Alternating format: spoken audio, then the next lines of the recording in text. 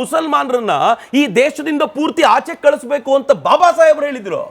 ಬಾಬಾ ಸಾಹೇಬರ thoughts on Pakistan ಅನ್ನೋ ಪುಸ್ತಕವನ್ನ ಓದಿದ ಪ್ರತಿಯೊಬ್ಬನಿಗೂ ಅರ್ಥ ಆಗುತ್ತೆ. ಬಾಬಾ ಸಾಹೇಬ್ರು ಹೇಳಿದ್ರು ಜನಸಂಖ್ಯೆಯ ವಿಭಜನೆ ಆಗಬೇಕು, ನೀವು ಮುಸಲ್ಮಾನರಿಗೆ ಪ್ರತ್ಯೇಕ ರಾಷ್ಟ್ರ ಕೊಡೋದು ಅನಿವಾರ್ಯ. ಯಾಕೆ ಅಂತಂದ್ರೆ ಬಾಬಾ ಸಾಹೇಬ್ರ ಮಾತು ನಂದಲ್ಲ, ಶತ್ರುಗಳನ್ನ ಒಳಗಿಟ್ಕೊಂಡು ನೋಡ್ಕೊಳ್ತಿರೋ ಹೊರಗೆ ಕಳಿಸಿಟ್ಟಿರ್ತಿರೋ ನೀವೇ ಯೋಚನೆ ಮಾಡಿ ಅಂತ ಬಾಬಾ ಸಾಹೇಬ್ರು ಹೇಳಿದ್ರು. ಅಂದ್ರೆ ಮುಸಲ್ಮಾನರನ್ನ ಅಲ್ಲಿ ಕಳಿಸಿ ಅಲ್ಲಿನ ಹಿಂದೂಗಳನ್ನ ಕರೆಸ್ಕೊಳ್ಳಿ, ಇದನ್ನ ಪಾಪ್ಯುಲೇಷನ್ ಎಕ್ಸ್ಚೇಂಜ್ ಅಂತ ಕರೆದಿದ್ರು.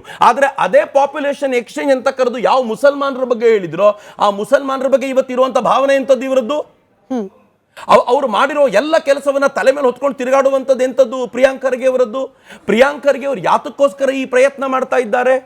ಈ ಪ್ರಯತ್ನವನ್ನ ಮಾಡ್ತಾ ಅವರು ಬರೀ RSS ನ ಕುರಿತಂತೆ ಗೂಬೆ ಕೂರಿಸಿ ಎರಡು ಸಮುದಾಯದ ನಡುವೆ ಗಲಾಟೆ ಹತ್ತಿಸ್ತಾ ಇರುವಂತ ಪ್ರಯತ್ನ ಮಾಡ್ತಿರೋದು ಯಾಕೆ? CM ಆಗಬೇಕು ಅಂತ, ಬರೀ ಮುಖ್ಯಮಂತ್ರಿಯ ಕುರ್ಚಿಯಲ್ಲಿ ಕೂತ್ಕೋಬೇಕು ಅನ್ನೋ ಕಾರಣಕ್ಕೋಸ್ಕರ ಒಂದು ಇಡೀ ಸಮುದಾಯಕ್ಕೆ ಬೆಂಕಿ ಹಚ್ಚುವಂತ ಪ್ರಯತ್ನ ಮಾಡ್ತಾ ಇರೋ ಪ್ರಿಯಾಂಕ್ ಖರ್ಗೆನೋ, ಅಥವಾ ಎಲ್ಲ ಸಮುದಾಯವನ್ನ ಒಟ್ಟು ಮಾಡಿ ಈ ರಾಷ್ಟ್ರವನ್ನ ಮತ್ತೊಮ್ಮೆ ಅಖಂಡಗೊಳಿಸಬೇಕು ಅನ್ನೋ ಪ್ರಯತ್ನ ಮಾಡ್ತಾ ಇರುವಂತ RSS ಶ್ರೇಷ್ಠವೋ ಅಂತ ನಾವು ಯೋಚನೆ ಮಾಡಬೇಕಾಗಿದೆ ಅಂತ ಅನ್ಸುತ್ತೆ.